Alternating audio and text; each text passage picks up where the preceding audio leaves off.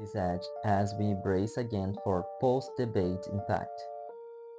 Georgia, North Carolina join four other toss-up states in this unprecedented election cycle.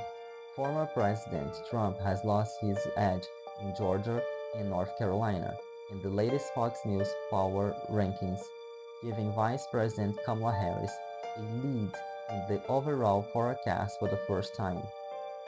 However, with six toss-up states on the map worth a combined 78 electoral votes, this election is still anyone's game. Debate watchers say Harris won, but wait a few weeks to access the race. Debate watchers declared Harris the winner of Tuesday's presidential debate. In a flash poll conducted by CNN in the hours after the showdown, 63% of the watchers said they thought Harris had a better performance, and 37% said Trump did. Trump made headlines for unfounded claims about migrants eating fat and rebuttal about the size of his rallies, leaving Harris, who stayed on topic and made appeals to moderate, largely out of the conversation after debate.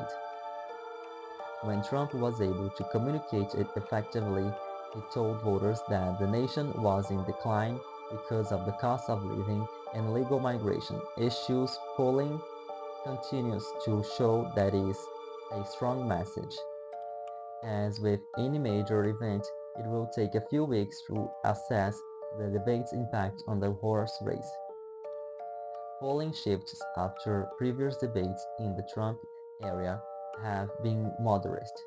For example, President Biden's abysmal performance in June cost him his candidacy, but only 2 points in an average of high-quality polls taken in the 2 weeks after the debate. In 2020, political observers called Trump the clear loser of the first debate after he aggressively interrupted his opponent and the moderator, but he only lost a point in post-debate polls.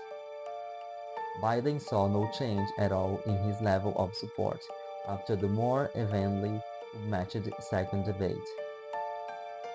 However, a point or two means a lot in races that could be decided by only a few thousand voters. So do not confuse modest or inconsequential. Voters are evenly divided in nation surveys. The national race is still tight as a tick, and Trump's support is steady despite this unprecedented news cycle. In Georgia, Trump is ahead by 3 points in a Quinnipiac poll among likely voters released last week, 49% to 46%, and leads by 7 points in Siena's registered voter surveys from early August, 51% to 44%. However, Harris edges Trump by 1 point in CNN's recent likely voter polls, 48% to 47%, and is ahead by 2 in Fox August surveys, 50% to 48%. Democrats always perform well in the Atlanta metropolitan area, which contains highly populated counties like Fulton and DeKalb and makes up more than 60% of the state's residents.